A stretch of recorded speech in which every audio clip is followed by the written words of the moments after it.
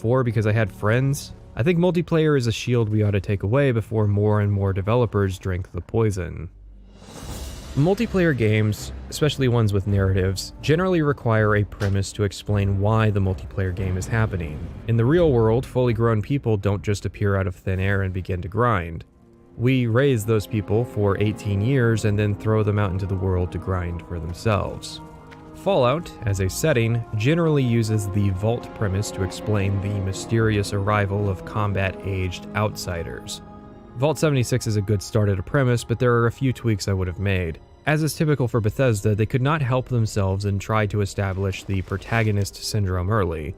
Vault 76 is not a regular vault, it's not fully one of the experiment vaults, which is all Bethesda has ever done in their games, but it's not one of the rare control vaults either. Vault 76 was apparently filled with America's best and brightest, which the story itself suggests was an experiment in its own right. This is an unnecessary detail. If there was any game within which it would be best to establish the player as being one of many regular people, multiplayer Fallout was it. It's fine if you allow the player to become a prodigy through experience, but it should be a wink and nod that while each player is special, from their perspective they are one of the few who are. Unless Bethesda's trying to make a statement that a society made up of geniuses would inevitably fail, I do not see the narrative benefit of establishing not just that we are the chosen one, but that everyone who came out of Vault 76 was as well. And Appalachia is inherently built to fail. This is a prequel set 25 years after the war, meaning that no matter what we try to do and build New Virginia, it can't work. Because such a state does not exist in Fallout 3 and 4. Unless, of course, the statement that Vault 76 was filled with the best and brightest was actually ironic. There is nothing in the game to indicate this, however, given the aforementioned failed state, as well as some of the decisions the DLC railroads us into making, I can actually believe that this was a vault packed to the brim with people who scored the minimum in every special stat.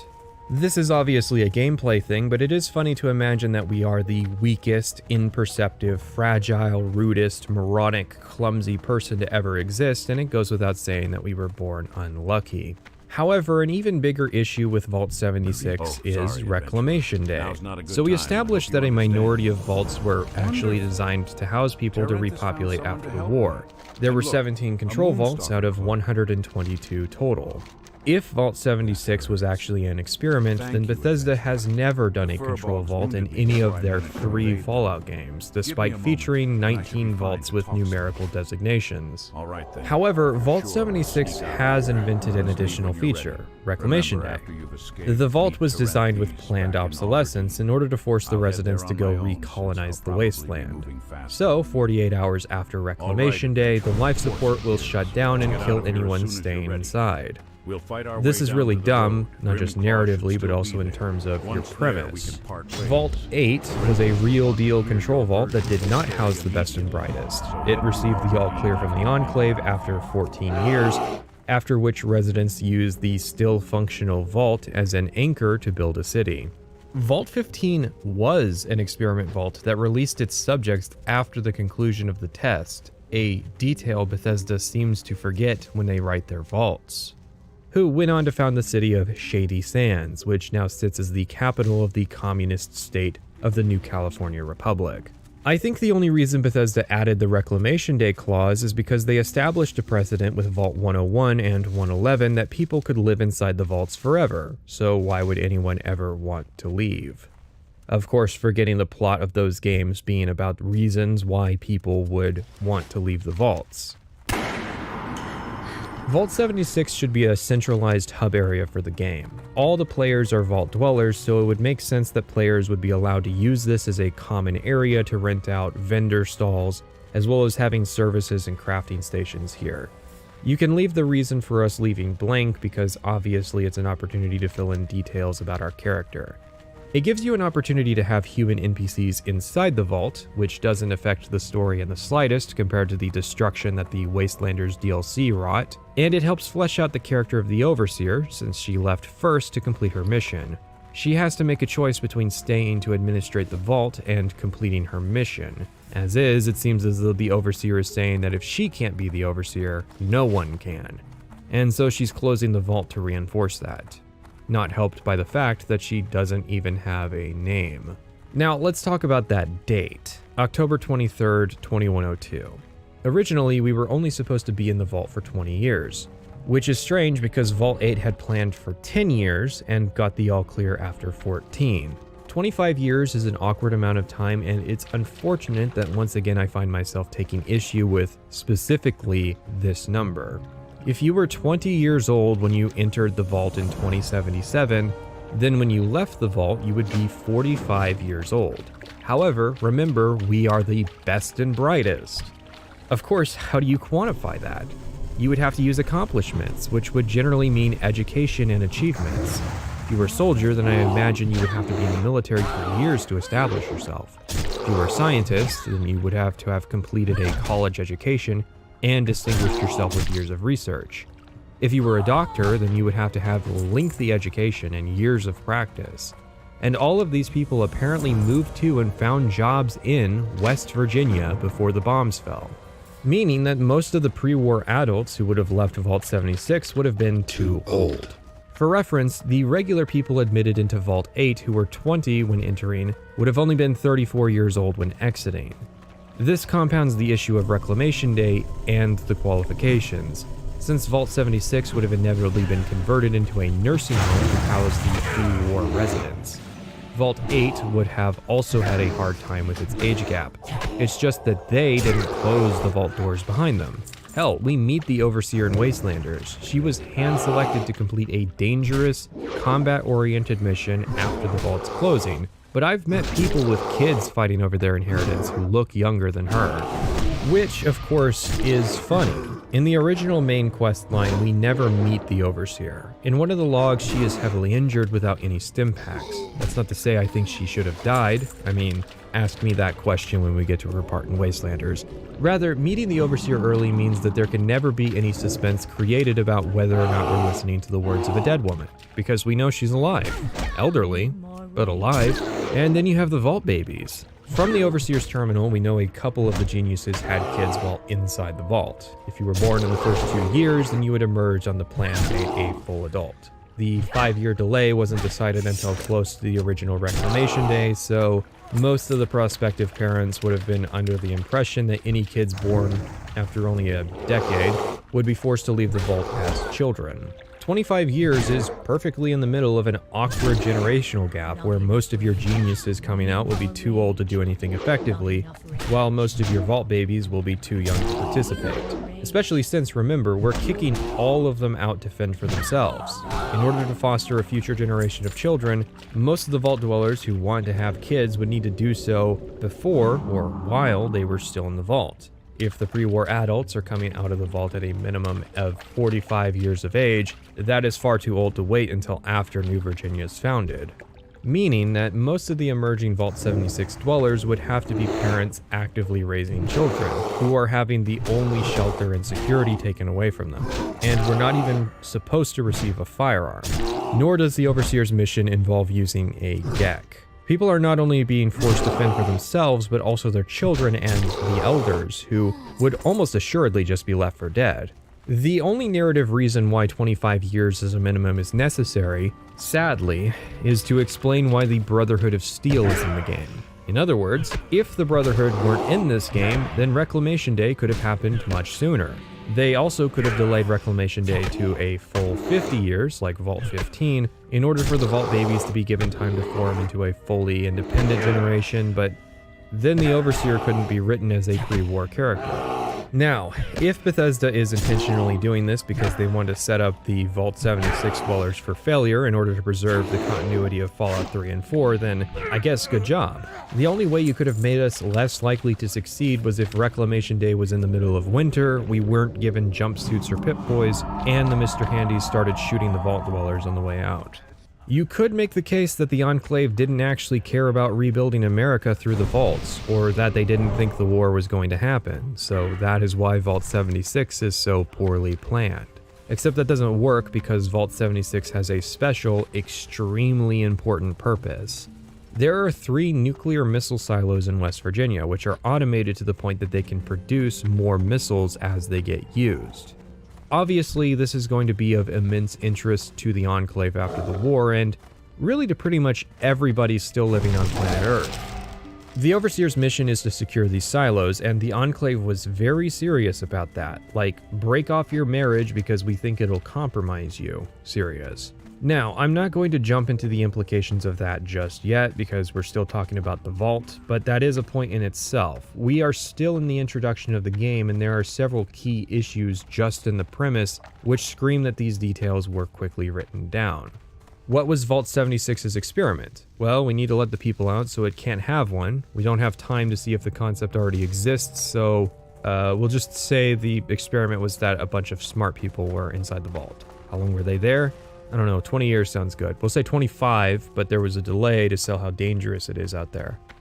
We don't have time to consider if West Virginia wasn't hit by very many nuclear weapons, that a more reasonable number like 10 years could be used. How do we explain why we aren't letting players go back into Vault 76 for no reason? We'll say that the vault was designed to fail to force people to go outside. Why would smart people leave the vault to colonize the beautiful and virtually untarnished Appalachian countryside when they could instead live in an underground vault their entire lives? They have to be forced out. Okay, so we are finally leaving the vault. I do have to appreciate that finally, after 16 years, I am playing a Bethesda game with a 10-minute introduction. The game crashed. Okay, let's try that again. I do have to appreciate that finally, after 16... crashed again. I thought this was going to be a trend, so I started to count crashes, but actually there's just an issue with character creation where if you spend too long customizing your character, then the game will crash when you pick up the Pip-Boy. So I have to use a preset character, exit the vault, and then customize my character once I'm actually out in the game world where my progress will be saved. Despite that bad first impression, something this game also has in common with Morrowind is its stability. That's not to say it's a bug-free experience, just that my bug compilation would be significantly shorter than Joseph Anderson's. Bethesda has actually done a decent job of fixing issues experienced at launch. I'd say the game is now somewhere between Oblivion and old Skyrim in terms of bugginess. Of course, there was a big profit incentive in fixing the game up. It wasn't done out of moral principle. The game has a microtransaction shop and subscription service to sell, and one of your main means of recruiting fresh blood would be to say that the bug-infamous Fallout 76 has been repaired. Can we get up there? It's a shame levitation was never part of our Blades training. I don't think we could get up there. However, one of the things Anderson noted in his video on 76 was that the buggy experience superseded the game itself. In some ways, it was disappointing because there weren't very many glitches which made us laugh. It was mostly just minor technical issues that we would note were happening and then we'd move on. Probably the only funny thing is ironically a bug that Anderson documented with power armor. If another player gets into and out of power armor frequently, then occasionally you'll see their skeleton contort into this Junji Ito figure. The ironic part is that he only experienced this during his own cooperative playtime, meaning it's very well possible this bug didn't get fixed because it was a low priority issue, because only co-op players who used power armor would experience it, and Bethesda must have figured that it was too rare of an issue to receive priority. That is just speculation, but the point remains that it's rather humorous that removing the bug seems to have stripped one of the key features away, that being to experience a janky Bethesda game with your friends. I mean, a key feature of a burning dumpster is the fire. Put that out and it's just a box full of trash again. While I am not advocating that they leave the games broken, it's hard not to assume there was only an incentive for Bethesda to do the right thing and fix this one if it made them more money. Speaking of making money, today's video is sponsored by Skyrim. We're only a couple steps out of the vault, Esbern and Delphine meet up, searching for Parthenax after the Dragonborn spared him. That's when we see a sign inviting prospective customers down to a bar called the Wayward. And just, we haven't left the area, and already I have more things to talk about. This is Wastelanders, which was a major DLC that came out for the game 18 months post-launch. Very deliberately, the DLC is attempting to head off criticism by intercepting players before they can actually start playing the game, and divert them into doing Wastelanders content first and the main quest afterwards, if at all. Wastelanders lies and tries to pretend that October 25th, 2102 was not the last time anyone could have emerged from Vault 76. The very basic premise, and Wastelanders is already abandoning it for no good reason. I'm sorry, am I seriously supposed to believe that my character overslept Reclamation Day by 2 years?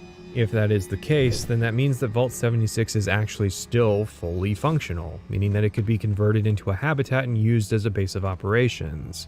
All we have to do is open the vault, which could be tricky, and it would be really awkward for the game if the main questline of Wastelanders was about forcibly breaking into a high-security vault. Okay, but is there a good reason why Wastelanders insists that we are emerging from the vault after waking from a coma, which we could not have survived? It's so that this sign makes sense. No, seriously, this sign only functions if there are still people leaving the vault, which isn't possible, as established, so the sign is pointless.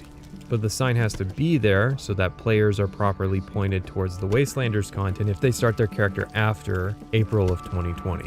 In essence, because Bethesda wants to forcibly insert Wastelanders before the main quest, they have to thoroughly and fundamentally retcon their own story. But okay, at least there has to be a valid reason why Wastelanders needs to come first, right? The Wastelanders story has to be better than the main quest, and the features of Wastelanders needs to address prompt and accurate criticism of the launch version that I fully agree with, right? We meet with one of the Mr. Handies who points us towards a couple of women at the bottom of a flight of stairs. You might think that is a useless bit of synopsis, like I'm dragging out the length of this video. However, there are women down there, human women, that you can talk to. I know this sounds crazy, like I watched American Psycho one too many times, but that is the key feature Wastelanders is trying to sell to us. Human NPCs. Yes, actually, Bethesda decided to destroy their own premise so that one of the first things you encounter in Fallout 76 are human characters. Now, the problem with that isn't immediately apparent, but becomes obviously so as we progress. Please, drink this well water, it has most certainly not been poisoned. There were many criticisms which Fallout 76 and Bethesda received after the game launched, so much so in fact that it was easy to forget some of that criticism in favor of remembering the fun stuff like bugs, 50GB patches, and canvas bags. One of the things I found strange, but had almost completely slipped my mind until I had played this game for myself, was the criticism of the initial lack of human NPCs. It had been years since I had heard about this, and I had actually not been particularly impressed by the criticism at the time. There is a schism in the role-playing game community which largely formed in the 2000s and became subtly divisive after, I would argue, the peak popularity of BioWare. The schism has to do with the role that dialogue plays in RPGs. Now, if you trace things back to tabletop, then what is considered essential for a role-playing game will largely depend on the group. There are people who enjoy chair RP where they sit for hours talking to people and advancing things through dialogue. And then there are people who play GURPS, slam some numbers down on a piece of paper, and throw characters into a wood chipper because they want to experience some right and proper combat. Generally speaking, what happened is that an increasing number of people have come under the impression, active tense, since I believe this to still be the case, that an RPG requires dialogue to be considered part of the genre. In other words, no dialogue, no role-playing. Now granted, I can certainly understand the argument. The problem is that perception continued to grow and began to fester. Fallout 76 did not cease to be an RPG just because there weren't human characters, dialogue, and skill checks. Arguably, its failures as an RPG has more to do with a lack of consequential decisions and character progression, rather than a lack of fake human interaction. Wastelanders did not solve this problem by shoving characters and skill checks in. There is very little integration to how any of this works. There are a few locations which have been repurposed for human life that didn't exist prior, and even they feel stilted and out of place. Most human interactions, however, are random encounters. You find an unnamed settler or raider, you might get an intelligence or charisma check that might do something, and then as soon as you leave, that person ceases to exist. In other words, the same level of importance as the insult bot. Target acquired. You're dead. vending machines. Prices are outrageous. The only worst deal I've seen is the hand you were Do dealt not when put the you flame. I got were put it in my inventory.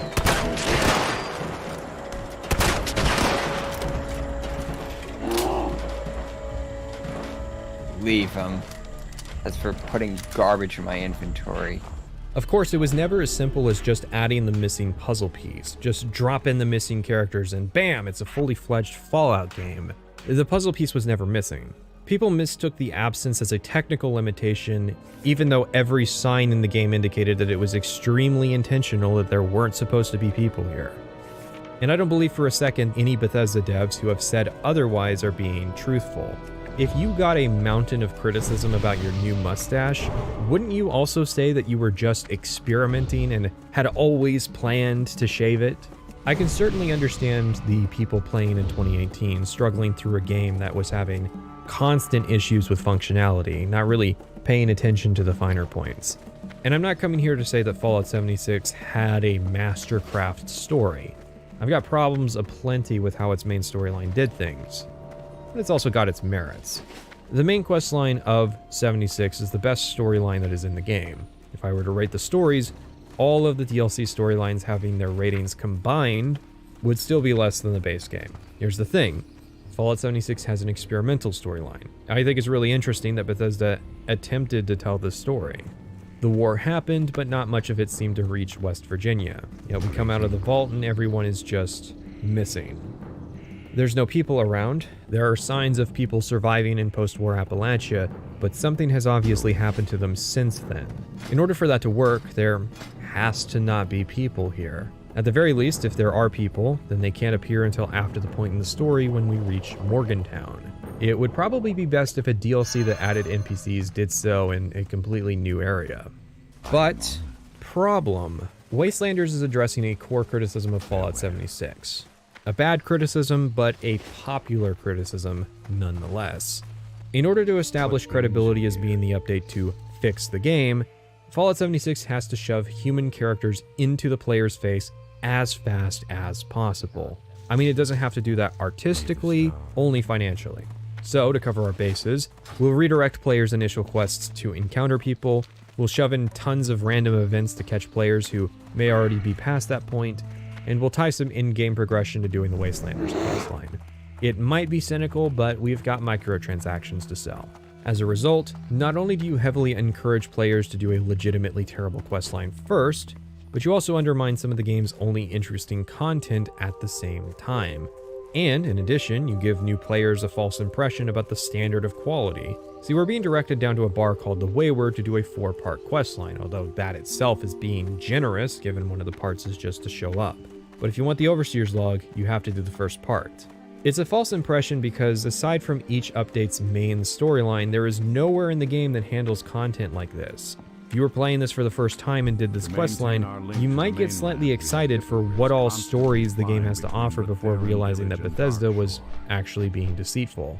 And, for a false impression, this is little more than Fallout 4's table scraps. If you're cynical, you might say that is a sign, however, it could just as easily be assumed that the game is taking it easy and easing the player in, and not that the quests are actually just substanceless. So let's break this down. We have our initial meeting with the two ladies who indicate they're searching for treasure and that they've got a tip-off from the Wayward, but they're going to stay up here and just die, I guess, until they figure out how to break into the vault. After reaching the Wayward, we see the familiar scene of a bartender being harassed and needing our intervention. However, not really, as despite having several options, including 3 skill checks, all options terminate in the same outcome. The man gets shot to death by the bouncer. However, a funny side effect of Fallout 76 is that, because you can't save and load, you have to play multiple characters or read the quest pages to note details like that. So it's not immediately apparent that nothing you do matters, despite the fact that this is the first Bethesda game to force players to play in commitment mode. Okay, so finally we're allowed to go about the main quest, right? Super annoying or anything, but it's enough. But after seeing Appalachia for myself, You have to consider I need to make sure every resident of 76 has a safe haven they can start from. Dungeon that you're I'll make do without it. preparing a little bit.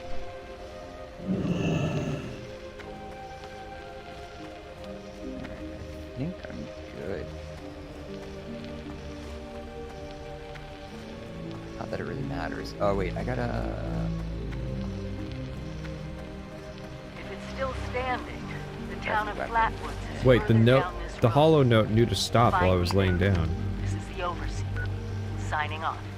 Well, the Overseer wants a word to make sure there's no suspense about her being dead, of course. But if we aren't level 20, then she'll suggest we go do the main quest to get experience first. I believe the intended progression is that we would do the Wayward quests and explore the forest so that by the time we reached Sutton and the Overseer, we'd be level 20 and she could go send us off to go do the Wastelanders storyline instead. That is inherently reliant on us not being completely uninterested in assisting Wayward and only coming back to do the quests when we decided to play the quests in release order. So, now that any sense of natural flow has been completely and utterly bombarded from orbit, we may finally begin to engage with Fallout 76 as it actually is, and not the facade the DLC pretends it is. Pretending all the people we have seen thus far did not exist, Delphine and Esbern set out to uncover the mystery of where all of the people in Appalachia went, and if Parthenax had killed them. We meet a woman named... you know what, it doesn't matter. There's a woman in Flatwoods, repping some gear belonging to a faction called the Responders. Yeah, Wastelanders also decided to add characters like this occasionally to the main quest. You don't have to talk to her, you don't even have to acknowledge that she exists, but she's here anyways. So even if we try to pretend that there's a mystery about people being missing, the game will not allow us. It is genuinely as though the game wants us to feel like we are LARPing as people doing the main quest, repeating the steps of the actual players who did it, and these characters are maintaining all the tourist attractions. It's even funnier when Zarek Zacharon in my server's channel for Fallout 76 independently made the same LARPing comparison. The kiosk here, yeah, it's genuinely a tourist trap, the kiosk guides us through the process of volunteering and joining the Responders. The Responders were, as the name implies, first responders in the post-war who would aggregate and distribute resources and respond to threats to the survivors. We get a pretty quick feel for the faction. They used a lot of automation to cover themselves. The industry in West Virginia was designed to support a much larger population, so they leveraged that to keep everyone fed and generally spend their time volunteering out of the goodness of their heart. It's a pretty logical faction that makes sense. They had a lot of resources, and they had pre-war sensibilities, so they had no problem sharing those resources with those in need. What could have gone wrong? Well, the game answers pretty quick, as once we are initiated through their automated recruitment process, we get sent to Morgantown. Morgantown has been wiped out by a foe that we've been seeing for a while, the Scorched. It seems that while the Responders were good-natured people, the Scorched were not. Of course, there's another one of those NPCs Wastelanders added at the site of the radio broadcast station where a distress call is being played on a loop. Okay, imagine it. There is a radio distress call playing. It loops once every minute, endlessly. Whatever happened, it's already over, and may have been for some time. You never could have helped. You realize that you've been listening to a dead person. When they made the transmission, maybe they thought someone was going to make it here in time. A faction of people who always tried to help out and do the right thing, and when they needed help, no one answered the call, and it killed them. The only reason the transmission hasn't been shut off is because whatever killed them is still there. There is nobody here but the Scorched. Hey partner, welcome to the tourist attraction. Just let me check your wristband there to make sure you paid. You're good, thank you sir. Yes, I have kept this transmission playing for a year. I am trying to honor the dead here, sir. I think you can see the tonal problems with this. Not only is Morgantown the eerie side of a final stand, there's even an event where you can replay the final moments of the Responders, but this time beating back the Scorched. We even see our first sign of Parthenax! So it might be obvious at this point, but the Scorched are basically zombies. The people aren't missing, and they weren't killed by the Scorched. The missing people are the Scorched. While it is probably pretty obvious for us, I think that coming to that realization just by playing through the areas and making observations would be really cool. But it isn't. Half because it's poorly done, but half because Wastelanders sabotaged it. Morgantown was where I solidly felt that I had a choice to make with my playthrough, and there wasn't any hesitation on my part.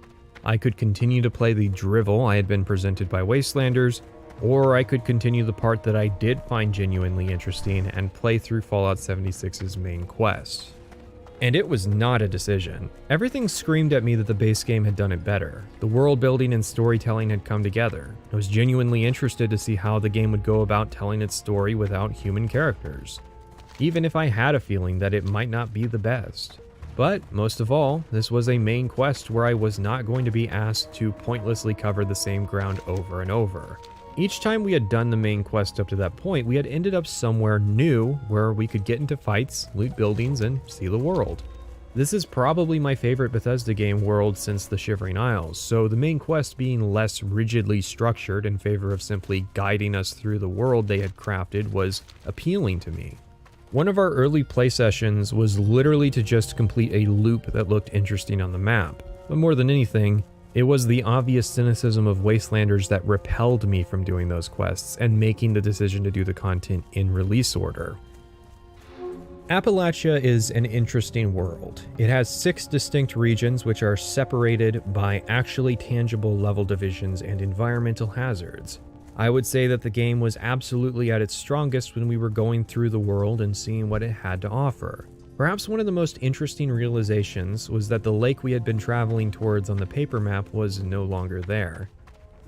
I did not think about the fact that the map might be wrong about certain geographic features of the map, like for instance this lake that's not here.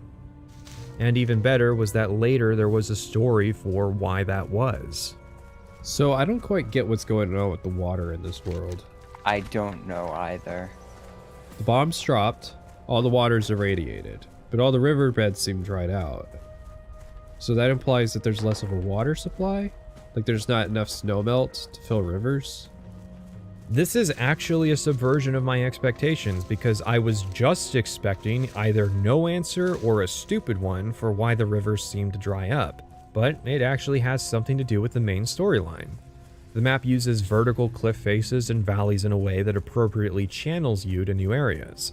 We never ran into a high-level area we weren't supposed to be in until after we already passed the level requirement. Coming into Charleston was a great experience, in large part because of the verticality of the city making exploration interesting. But this poses a conceptual problem for Starfield. Fallout 76 is a well-crafted world that was done by hand, but Starfield is going to use procedural generation. I do not think that is a bad thing. I just think that Bethesda knows that their fans will pitch a fit about immersion the second they begin to notice the seams between the handcrafted areas and the proc-gen areas. And my worry is that they will mute their world designers' creativity in order to create a seamless, albeit bland, experience. Space is a great setting to see some interesting sights, and I hope I'm not going to be looking forward to a bunch of consistently gray and red rocks. Charleston sits right at the edge of the ash heap, while Morgantown was up by the edge of the Toxic Valley. So not only will the trip between the two places see you traveling the full length of the forest, but each location also provides the opportunity to adventure into a more dangerous mid-level region by choice. I love that the main questline is getting us out into the world without forcing us to just start other questlines. We also can't fast travel to the next leg. We have to complete the journey down to Charleston at some point, which would take 3 hours by car. And Fallout 76 has a pretty good soundtrack to boot. If it seems like I'm being unusually charitable, that's because I am. I like this game a lot more than I like Fallout 3 and maybe even Fallout 4. I know, it's stiff competition, right? But the strongest exploration experience is eventually weighted down with the gameplay shackled to its legs. And unlike the previous Bethesda games, modding cannot bail you out this time. Introducing Fallout First! Fallout First is a subscription service where you pay $13 a month to gain access to a number of convenience features. It's pay to win, even though the game isn't directly competitive because the service is paying to solve problems that Bethesda invented for this game. Some of these services include private and custom worlds. Custom and private worlds are still inherently tied to Bethesda's network and general rules on modding, which is to say, as long as it doesn't affect other players or give you an unfair advantage, it is permitted. Some of the mods I saw on the top list over on the Nexus would seem to strain that definition, but the fact remains that things like patching and combat overhauls are big no-nos. Private worlds are the same rules and progression as public worlds, just with access being limited to a Fallout First subscriber and their friends. Custom worlds have their own independent progression. You can import a public character into the custom world, but once they are there, they are separate. Custom worlds can then be modified under a set of predefined modifications, including difficulty. If you don't want to pay extra, then you will be locked into the public world difficulty, which of course is set to what feels like the easy setting from Fallout 4. But even then, this isn't really an option because it would have been an immense mistake for Private Sessions and I to take ourselves to Private Sessions just because the game was ludicrously easy. We wouldn't have been able to emerge from that world after level 50 when we began participating in public events, and may have been prevented from completing the game. It is pretty funny that the company known for leaving it up to fans to do half of their design work decided to make a multiplayer game, and when they added the ability to modify game elements, quarantined those people. Sad part is, the public events ended up being fun, but had we done our progression in the custom world, we probably never would have experienced them. Alright, so let's break down the problems with Fallout 76's gameplay. A lot of it stems from an inherent lack of difficulty in the game's three main loops, that being your short-term, medium-term, and long-term difficulty. A bad game might fail in one of these categories, which can drag down the others. 76 fails in all three categories. Short-term difficulty is your second-to-second gameplay. Aforementioned, the gameplay difficulty is set very low. While that makes the game accessible, it also means there's no incentive for players who are not challenged to learn or fully utilize the mechanics. This makes the gameplay terminally boring, which gradually eats into the positive aspects. Fun thing to note was that I was simultaneously doing a full Outer Worlds Supernova playthrough. The main thing I note here is that Supernova, at least early on, pushes players to try and make full use of the mechanics provided as the difficulty requires it. Fallout 76 does not because of its fundamental lack of challenge at the smallest increment of difficulty.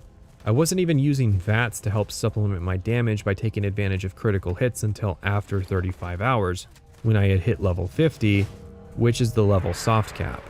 Instead of seeing VATS as something that every playstyle uses, I thought VATS was just what you used if you invested into perception. I knew so little, I didn't even know most of the VATS perk cards were under luck. I barely even made use of stealth damage modifiers because it simply was not necessary to do so. I am neither inclined to learn the mechanics nor forced to do so, and so I didn't. That is how the game is when one plays solo. If one attempts to play the multiplayer game with multiple players, you will find the game is not adjusting its difficulty to compensate. Okay, Google, do I need flood insurance in Charleston, West Virginia? I should have one of those. By that I mean adding more enemies or health to enemies based on the number of players in an area. Granted, I'll freely admit that Private Sessions loots as he explores, whereas I loot after clearing areas. What that means is that I would clear 80% of the enemies by myself while he was still in the initial rooms being a loot goblin. Might as well, the two playstyles actually complemented each other. The game does not adapt its difficulty by spawning more enemies to stand against multiple players, or if it does, I literally could not tell from when I went to the same areas solo. When we did fight together, nothing could stand the onslaught of two protagonists. We literally tore through the entire game until we hit a wall that demanded 8 or more players worth of DPS. Those players proceeding to kill Parthenax faster than Private Sessions could fast travel to the fight. The game lacks difficulty in the second to second, which in turn affects the longer forms of difficulty supremely. Minute-to-minute gameplay is your short-term resource management. Perhaps most baffling to me was ammunition. It was bizarre to me how many opportunities for interesting gameplay there was to be had here that Bethesda did not seem to be bothering with. Ammo is infinite, barring exceptions with a couple heavy weapons. While that is true in the other 3D Fallout games, because there are vendors and respawning enemies, you have to go out of your way to grind to achieve effective infinite ammo in those games. In 76, ammo is thrown at the player at such extreme regularity that if one were to want more, they simply need equip the weapon. 50 caliber ball. Alright, so I only have 3 of those. Oh, you'll start getting them, don't worry.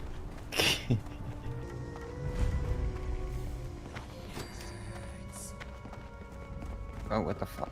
Yeah, did the weapon pop up on screen for you too? Yeah.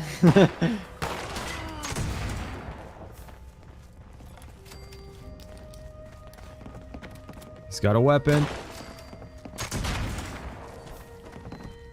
Hey, there we go.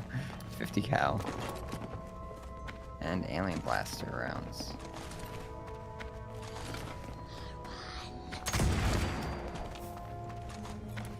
Yeah, I gain like 10 shots for every one I take. Early on, we were attacked by a Scorched carrying an axe. I got excited about this until I looted him and saw a pitchfork. The neat thing about Bethesda's games was that you could loot the items off of people that you could see them wearing or using. But in Fallout 76, loot tables are generated posthumously and per player. This means Esbern and I could both loot 2 different types of ammo off of the same enemy. If an enemy or container can drop ammo, that ammo will sometimes change to fit the player's needs. This seems to have been the result of post-launch updating and wasn't always the case. You would think that ammo would be scarce to encourage more intelligent weapon usage, in-game economies, and progression centered around the manufacturing of new ammo. But players can freely make more ammo at workstations, unlocked by default, with recipes they already know, and resources which are extremely plentiful. If ammo were scarce, players would get excited about the prospect of learning how to make it, or learning how to reload spent casings. A box of primers could be an exciting reward. Instead, ammo is infinite, especially for my preferred shotgun build, although I later used a variety of weapons and reported near infinity for them as well. That's America's housing market. The big exceptions were typically explosive weapons. Because the game is very easy, and because the player is showered in ammo, I always came back to camp with more ammo than I had left with, and inevitably infinite ammo. Some of the only fun I had was when I decided to start using 40mm grenade launchers just because there wasn't an ammo surplus for that ammo type. The other categories of resource management do not fare much better. Because enemies rarely do significant damage, and because stim packs are very common, healing items also ended up being in a massive surplus. The lack of challenge meant any kind of performance-enhancing substance was not worth the effort of diving into the inventory. Water was a joke. We ended up happening to start playing a couple days before a holiday event that gave us both plans for a vintage water cooler, capable of generating purified water without any need for power or heavy restriction on placement. This is so stupid. It's just... And they don't even cost, like, anything. Molded plastic, which I have an absurd amount of, and wooden scrap, which is, like, probably the most common material in the game. Oh god, my frame rate's lagging around all of these water coolers now. How many did you put down? 1, 2, 3. 47. Nice. Placing more doesn't increase the rate they generate water, but it does mean I can come back after a couple days to find myself in possession of enough water to last real-world days. Someone should probably have told the Capital Wasteland about these. Jokes aside, even without the water cooler, it's hard to imagine purified water being any kind of scarce, and alternative juices and teas are plentiful. I did like that there were stat incentives to using alternatives over the near infinite water being passively generated, but there was also no consequence for being thirsty, which me and many players discovered far too late. Food was better but also plentiful. Nothing ever pressured me into actually dipping into my canned dog food pile, which actually ended up being an issue with the story when the Overseer tried to claim that she had helped us by leaving stashes of canned dog food everywhere. Food also has unique effects, but I only learned that ribeye steaks give strength bonuses because early on, encumbrance was such an issue that getting a strength fortification was a big deal. How surprising that a limitation of my character incentivized me to learn more about the mechanics. I should be looking at all critters as walking stat buffs, but because the combat benefits of most food are pointless in a game this easy, I look at meat as just extra carry weight, most of which will spoil before I use it due to how much food I already have. I think if you are playing a co-op survival game and the words, "Hey, can I have some of your food?" never get said, then you have a food security issue. I do not start bleeding from the eyes for being slightly thirsty, and there are benefits for keeping my stats capped, so credit where it's due, I guess. But it was very easy to forget this was supposed to be a survival game. There's no difficult medium-term resource management, which in turn means that there's no player economy. In order for player economies to function, there has to be something which value can be placed upon. There also has to be outlets which routinely delete the currency, otherwise player actions will continually add more money to the supply and drive inflation. 76 controls inflation by arbitrarily limiting caps to a max of 40,000, but the game does little else to help foster any sense of economy. As an example, like I said, the resource management is non-existent. When ammo used to be scarce, players would list the types they didn't use for sale for 1 cap per round, meaning that players could continually trade the currency they were earning for goods. The price was driven low by high supply because all players could easily fabricate large amounts of ammo in about 20 minutes. But this was still an economy motivated at least by mild inconvenience. Today, most player sales seem to be centered around plans. Endgame players, to avoid hitting the cap, spend their excess above 35k on plans for various items, even if they don't plan on ever building them. Some of these are only available for limited times, providing actual value to players who did not play when they were available. The most valuable thing I owned was a spare plan for the vintage water cooler because it was a limited time seasonal item. That is about it. Players are generally not trading stim packs, chems, food, or water. I set up a player shop with common amenities near the starting area and noted that my only sales which weren't crafting plans were to players below level 50, who probably just didn't know better yet. However, the economy is not limited to player trade. There are also NPCs which trade items in exchange for caps. This is a great way to get money out of circulation, however, nothing that is worth having ever seems to be sold. As an example, for about 4 hours I was in great need of screws. None of the merchants seemed to sell them, so a scarcity problem that could have been solved by caps wasn't. At another point, for repairs, we were in need of ballistic fiber. That is sold by merchants, but for extreme prices. We looked up ways to get fiber instead and found easy methods to get what would have been thousands of caps worth of fiber in a couple minutes. The NPC economy is arbitrary and has not adjusted the prices of what is actually valuable to players, nor how valuable it should be. Say you price an item at 100 caps. If that item is something that players can find in the world, then it becomes a race between how quickly the player can generate that resource versus how quickly they can generate 100 caps. You can find ballistic fiber faster than you can make the caps needed to pay for it. The only reason I wanted to buy screws was that they were hard to farm on demand, until I got into the event where everybody farmed screws, got 250 and never needed them again. Instead of trying to update and tune the economy to handle these market realities, Bethesda has largely given up and just allowed the current system of players looking up 5-minute farm locations to generate resources. This means caps are effectively meaningless, and in turn, there's no interesting long-term strategy to Fallout 76. You can generate 1,400 caps per day from passive water generation and excess chems. Although later 1-star legendary items started to be the only thing I sold since they consumed the most stash space. Later on, there's a merchant who will sell a special currency used to buy more plans. You are limited to spending 6,000 caps per week at this merchant, meaning that it was extremely trivial to outpace this market drain. The most challenging long-term mechanic in this game is simply inventory management. There's a scarcity of stash space and encumbrance, which can lead to lengthy sections of sitting around trying to cram more trash into the can. Again, remember, the surplus of resources was only made possible by the lack of difficulty leading up to this point. If stim packs were harder to get and more necessary to survive, some players would make their income by creating and selling stim packs en masse. They would use that money to then buy ammunition from other players, and thus a circular economy would start to function where players fulfill the resource weaknesses of other players. But even setting that aside, Fallout 76 is abysmal to play because it lacks challenge on the mechanical, tactical, and strategic fronts. Players bad at combat but good at strategy could gain an edge by focusing on efficiency and long-term resource management. Players good at combat but bad at resource management could perform the inverse, making ends meet by selling resources to trade-focused players. Instead, every player is a one-man machine that can easily do everything, and it's boring as a consequence. The funniest part was the realization that there was a limit on the number of things you can do per day. In-game for me was constantly juggling items into and out of my stash. I would get heavy legendary items that cannot be scrapped, they could only be sold. But there was a limit on how many of these I could sell per day, and it became very tedious.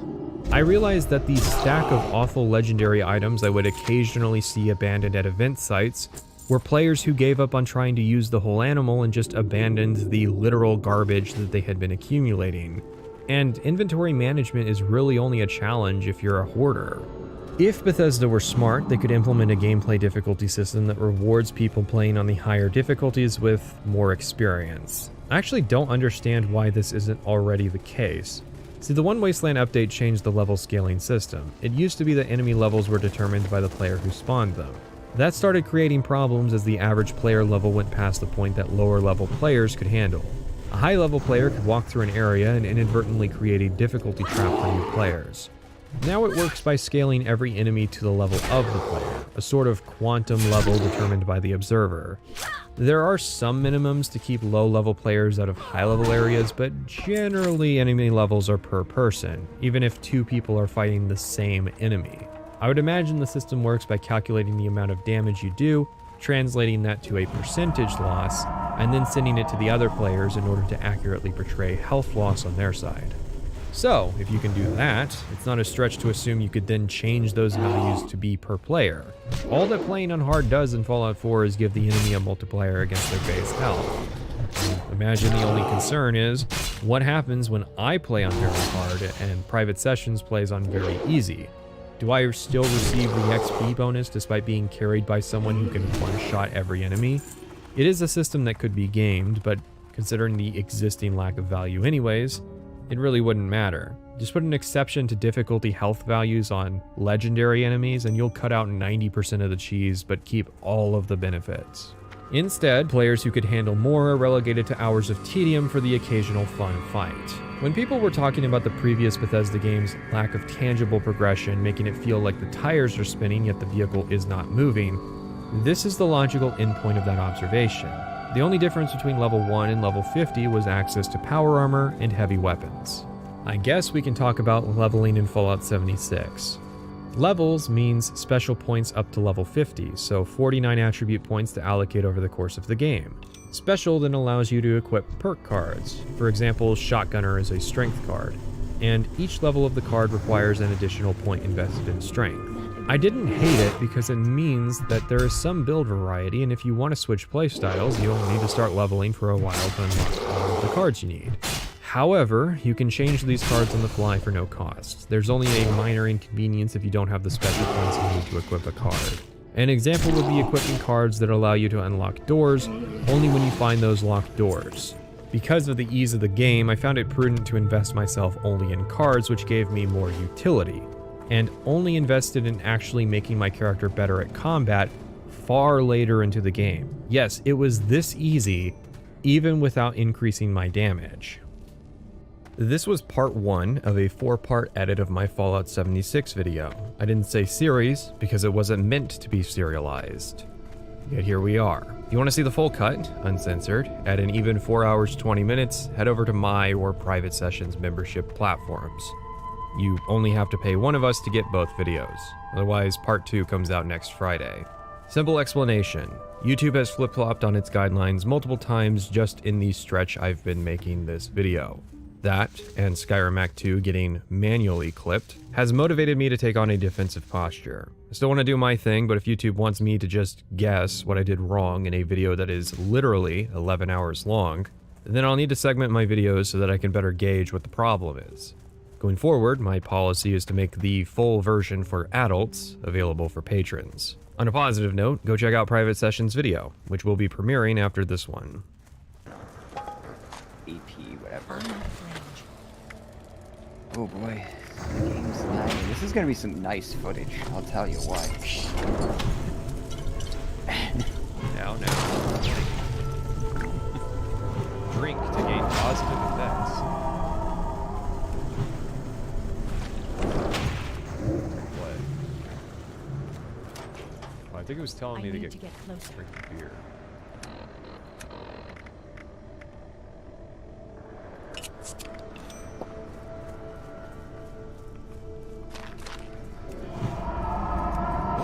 This music, it's just like a dude with a hammer banging on sheet metal. Are you sure that's not actually happening? No, it just sounds like an ambient track. And no, there was that Bethesda podcast where the guy talked about how he used like a sound of him banging on the side of his washing machine as like a sound effect for everything.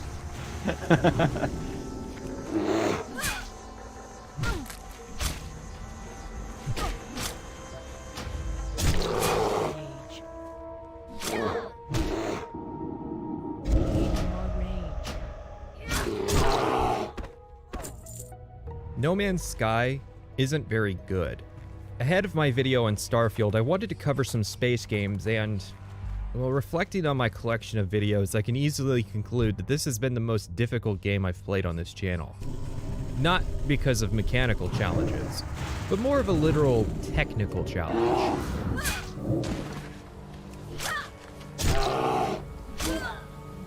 No Man's Sky, rather infamously, was released in a broken state. I played the game on launch, albeit a demo copy, which apparently was more stable than paid copies since I experienced plenty of bugs, but not much in the way of crashing. Hello Games then went dark and tirelessly worked to patch the game up, and then began releasing content updates. A year or so later, I bought the game and played these initial updates. No Man's Sky had managed to climb out of Bug Valley and crested atop Mediocre Mountain. However, sometime in early 2021, they began releasing updates for the game that began to threaten the stability again. There are many internet threads documenting this phenomenon across all platforms for the game, and yes, I have tried all the methods of patching this game up, short of reinstalling Windows. I freaked out after ending the game and looking at my settings to see the frame rate was set at 144 instead of 60, which apparently can be an issue. So, I played a couple more hours and it still crashed every 20 minutes, so that wasn't it. The only thing that lessened the problem, not resolved it, but just lessened the frequency, was an experimental version of the game that was released to solve some, quote, rare few crashes, end quote. Hello Games managed to trip up and fall backwards back into the ravine of broken games, which isn't a very perilous fall since Mediocrity Mountain is actually just a small hill. But wait! Didn't Internet Historian release a video titled The Engoodening of No Man's Sky with a picture of Mr. Murray on the front that said the inverse of the game's title? How could the game be bad if Hello Games had worked so hard to fix it? I'm gonna let you in on a little secret. All those development hurdles that apparently recontextualize Hello Games and No Man's Sky, we knew, or at least I knew since I was actually interested in the game before it came out, we knew that Hello Games was not exactly ready to deliver the goods. They were at best a AA studio that were expected to deliver a AAA experience. And really, they were an indie team being thrown into a world where hating developers for releasing broken games was starting to become a profitable trend on YouTube. Everything up to this point is meant to serve a simple purpose. Yes, the game is broken, and yes, Johnny Traveler, I'm sure it works fine on your system every night that you go home to play exclusively this game. You, however, have to hear about my 20-hour playthrough that only 15 hours ended up registering in the save file because the game, on average, would crash every 34 minutes. Because literally, every single time I had to boot up No Man's Sky, which was often, given the aforementioned crash statistics, I had to contemplate playing any of the hundreds of other games that I own that don't crash more frequently than the soundtrack cymbals.